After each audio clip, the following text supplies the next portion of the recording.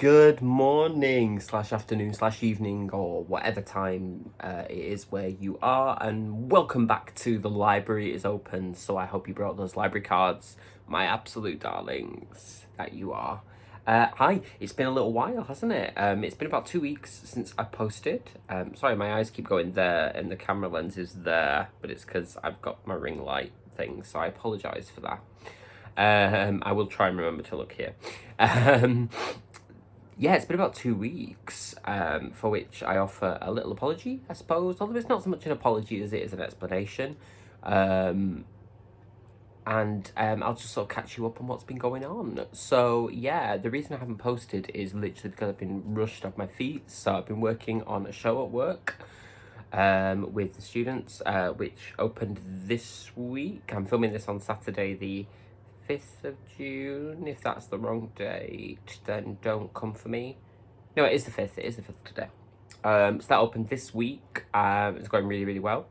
But obviously it's been pretty much 9 to 5, well, or 10 to 6, whatever, nose to the grindstone, get some really good, hard rehearsal work done on quite a tight schedule. So, you know, that's a little explanation as to that. So I've literally been getting up, going to the theatre, doing the work, coming home, bath, bed, and so I haven't really been reading that much and or having, you know, had the time to vlog and so on and so forth. So sorry about that, but I'm back on track now with a little bit of a break, which is lovely. It's the associations then. When I went break, I went cups of tea. So yes, that's great. That's what's been going on. It's a really good play as well that I've been working on. Cloud 9 by Carol Churchill, which is a wonderful surreal play about colonialism, race, gender, sexuality and stuff that was originally produced last century. It doesn't sound weird to say that, last century, and then we so looking at it in a modern context, it just makes all those issues all the more pertinent and you know, more nuanced now with the more that we know about everything and the way we talk about things. So that's been great, and students have been great, and so on and so forth. And it's been a really fulfilling project, sort of professionally and personally in many ways. So that's that. When last we spoke, or rather since we last spoke, we've had the first edition of the Library is Open book club, which was fantastic. Really, really lovely. We talked for about an hour and 15 minutes, I think, on Zoom, and that was great. Everybody had lots to say. The ice felt like it got broken very, very quickly, and you know, just a lovely group of people sharing some really interesting thoughts, ideas, and opinions and stuff, and that was just really, really nice. It felt very chill, not like a sort of a test or a lesson or anything like that, because that's not what I wanted it to be.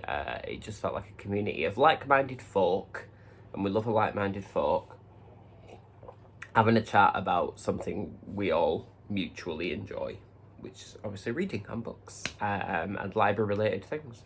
So that was great.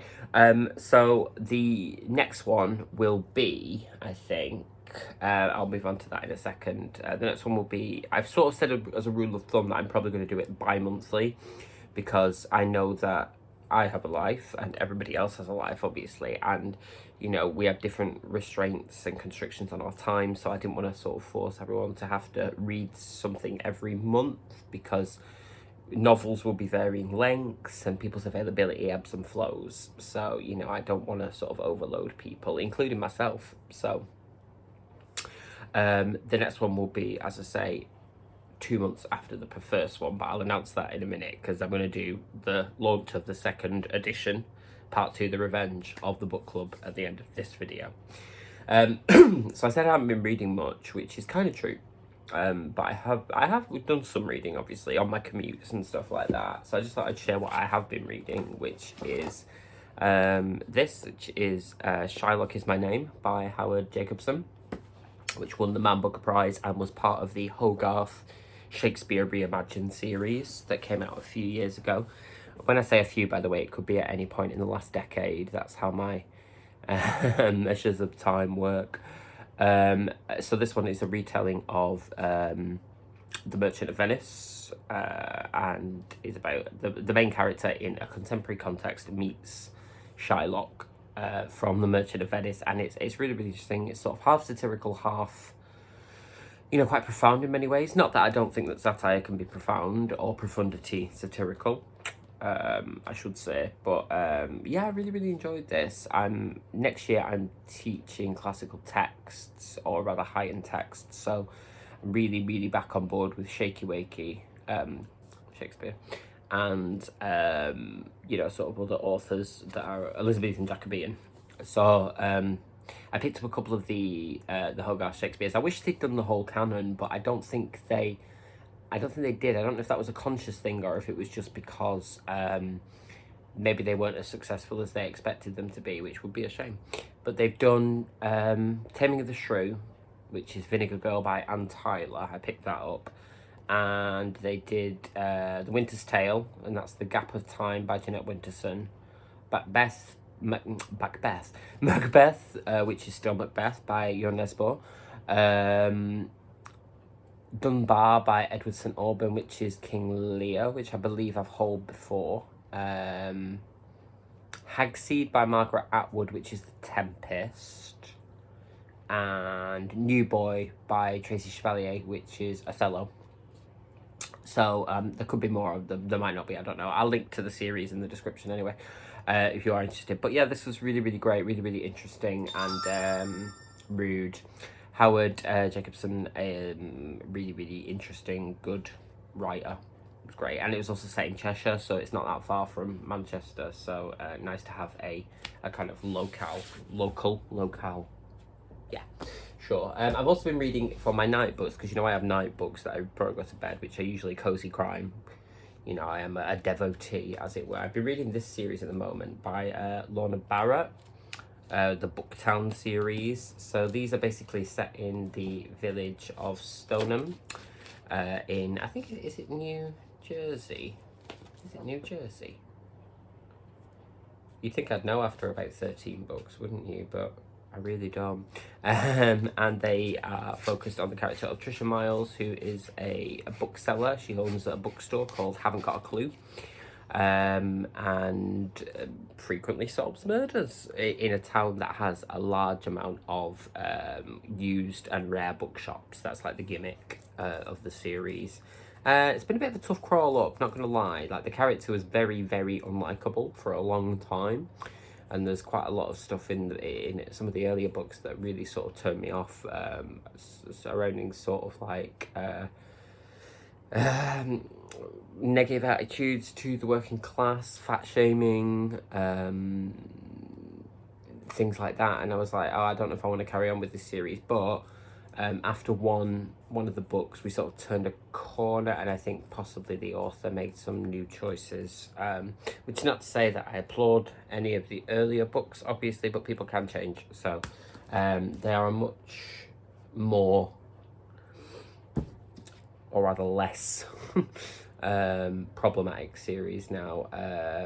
Maybe that's too strong a word, but yeah, so that nice and light, basically, with a reasonably eclectic cast of characters. And I just sort of and I ended up getting all these like for like £1 on eBay, and they're just nice of an evening, because you don't have to, you know, full on focus, which is not a criticism, because that is the point of some books. So there we go. I've also been listening to a lot of audiobooks lately, mostly non-fiction. So I was listening to, what was I listening to? Literally just finished. I was listening to Balancing Acts by Nicholas Hytner, which was his sort of memoir of his time as artistic director of the National Theatre. That was great. And now I'm listening to Rough Magic, which is about the Royal Shakespeare Company. It's quite an old book that actually is just not like really up to date, but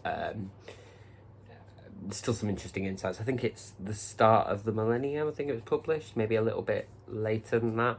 So that's what I've been doing, basically, and that's been quite nice on my commutes, and, you know, first thing in the morning, if I'm not reading, or if I'm not feeling in a ready mood.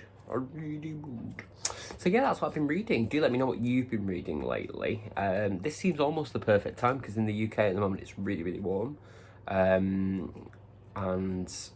it'd be good to be sat outside, but I just don't know, I just haven't been. Well, not just because of work, but I could go out now on my first day off in ages, but I sort of haven't for whatever reason, but you know, hey ho.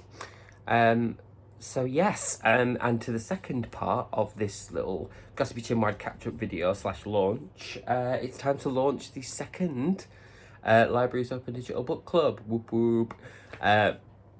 So the date you need for that to note down in your diary is the 1st of August of this year, obviously, which is a Sunday, just in the middle of the bank holiday weekend. Which I went for. I was going to do the end of July because, like I said, there was going to be a 2-month gap. But because I filmed this later than I was anticipating, I wanted to give people time to not only get hold of the book, but spend a bit of time with it and not have to rush and so on and so forth. Particularly if people like to consume their literature with audiobooks, that's totally fine, obviously. Do whatever you want, whatever works for you. It's a pleasure, not a chore. So that's when that will be, the 1st of August. Everybody who has already emailed me before now or attended the first book club, I will send the Zoom link. It is the same link, always, because the link is for the Zoom account, not a specific meeting. But I will send it to you again about half a week in advance of the next book club. So irrespective of whether you're able to attend or not, you'll still have the link, so you don't have to let me know. If you haven't attended before and would like to, please drop me an email at thelibrariesopendarling@gmail.com. Details down below. And again, I will send you the link to join us on the Sunday, the 1st of August. So I really hope people can make it. It really is a really lovely group of people, and I really enjoyed the first one. And that will also be at 7:30 or 19:30 UK time. Okay, so now without further ado, here are the 3 contenders for what we might read next that I would like you please to vote for or vote on in the comments. I will also, if you follow me on socials, I will also post this poll on Insta, Twitter and Facebook. All my details are down below. Oh no, not Facebook. My Facebook's not a public sort of page or anything like that, so Insta and Twitter. And these books have been selected by 2 of our members who attended the first book club. So our first potential choice is Colm McCann's Apeirogon. I think that's how you pronounce it, a novel. It's a shape, isn't it? Which was longlisted for the Booker Prize last year. And this was selected by Leslie, or proposed, I should say. And this is about, I'll read you the blurb. Rami Elhanan and Bassam Aramin live near one another, yet they exist worlds apart. Rami is Israeli, Bassam is Palestinian.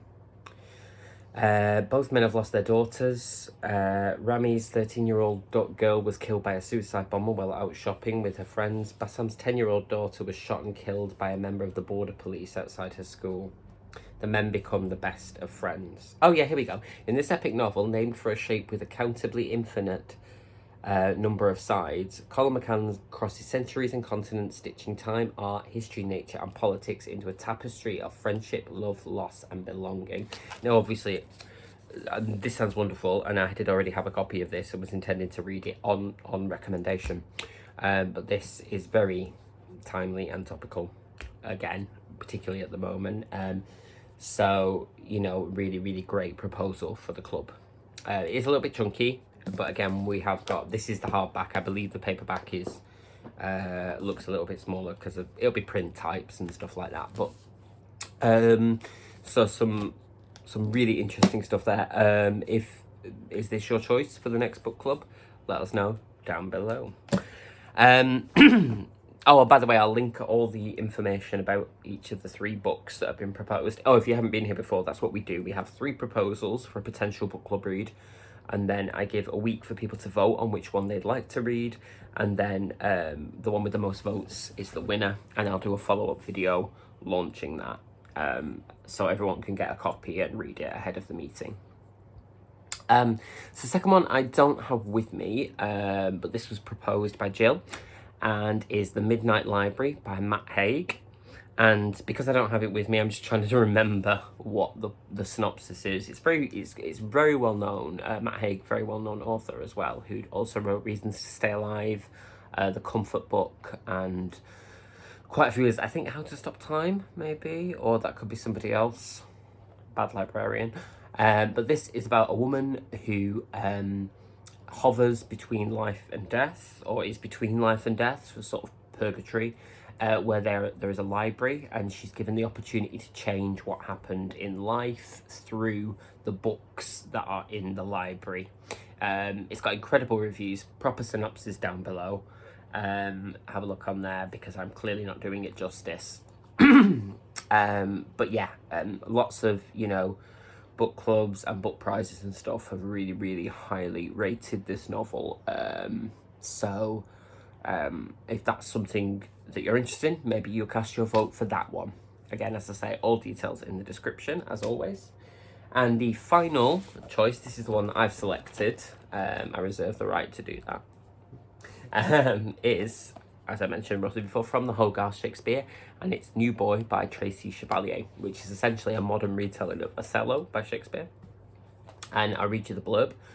Arriving at his fourth school in 6 years, diplomat's son Osei knows he needs an ally if he is to survive his first day. So he's lucky to hit it off with Dee, the most popular girl in school. Oh, that'll be Desdemona, won't it? Yeah. But one student can't stand to witness this budding relationship. Ian decides to destroy the friendship, Iago, between the black boy and the golden girl. And by the end of the day, the school and its key players will never be the same again. And Tracy Chevalier, a really well-known writer who did Girl with a Pearl Earring, I think, and was it the one about a tiger? No, Burning Bright. Loads, actually, of novels. But I just thought this sounded really, really interesting. It's quite a short one. And as I say, I've been very into the HOGARTH Shakespeare series at the moment, and I thought we might all find this quite an interesting read, and provoke a lot of discussion, really. Not necessarily about Shakespeare, but also about the issues implicit or implied by the blurb. So that's the third choice, New Boy, Tracy Chevalier. Again, more info in the description. So there we go, my darlings. Do please cast your votes, check out the blurbs, and leave me a comment telling me which book you would prefer to read for our second Libraries Open Book Club on Sunday, the 1st of August. Any questions, queries, anything I haven't made clear, please do also let me know, and I'll do my best to answer them. And don't forget to email me if you want to join the book club at thelibrariesopendarling@gmail.com. Okay, I think that's everything. So lovely to be back, and lovely to see you all again, albeit digitally. And until the next time, keep turning those pages, put your library card somewhere safe, somewhere that's not going to get sweaty because it's still really warm.